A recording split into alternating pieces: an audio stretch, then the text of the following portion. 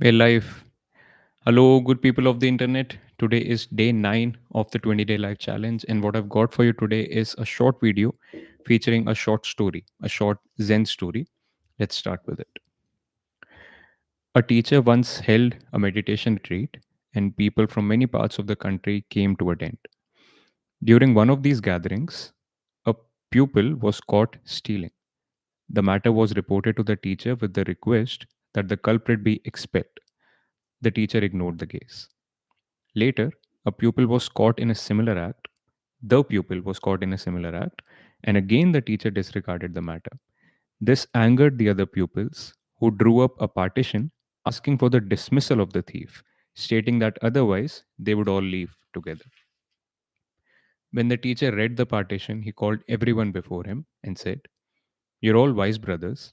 You know what is right and what is not right. You may go somewhere else to study if you wish. But this poor brother does not even know right from wrong. Who will teach him if I don't? I'm going to keep him here even if all the rest of you have to leave." That's about it. Such a powerful story. Now, I'm not going to supplement this with what is the moral of this story, what I want you to think about this story, because there are going to be a lot of aspects to it. I want you to meditate deeper on what the story means for you. But what I leave you with is a few tips on how to think better about the story. The first thing I would want you to check out, to meditate on, is which character in the story do you relate the most with? I'm sure for almost all of us, we relate more with the character of the pupils who wanted the culprit to be expelled. That's how we normally are, and no judgments about it. That's also the almost sane and practical thing to walk towards, right? Drop the idealism, and this is what we want to be. So that's true.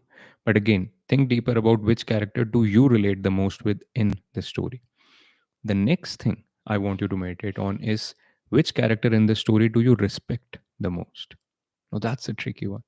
And I think for almost all of us, we respect the teacher the most because all said and done, yes, he was right in saying that the other pupils already knew what is right and what is not right. But they still had something to learn from the teacher because the teacher acted in a better way. The teacher acted in a better way. So this is another thing to meditate on. Which character do you relate the most with?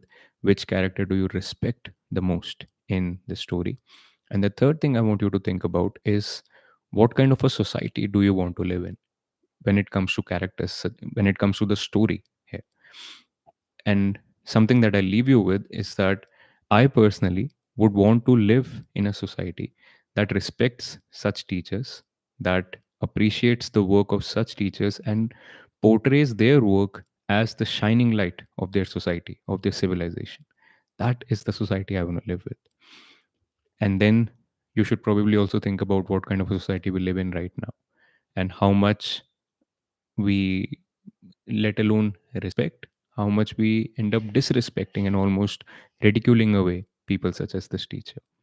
Think about it. That's it. Today is a short video. I'll see you tomorrow, probably with another story such as this. I think this is a good medium to help people meditate deeper about something. And if you're going to spend more time on the internet today, I would recommend checking out some of the other videos on this channel. If you've not checked out the trailer yet, you should do that. There are a bunch of other videos here, all powerful stuff, which will help you think better and align yourself towards a better way going forward. Until next time, peace out.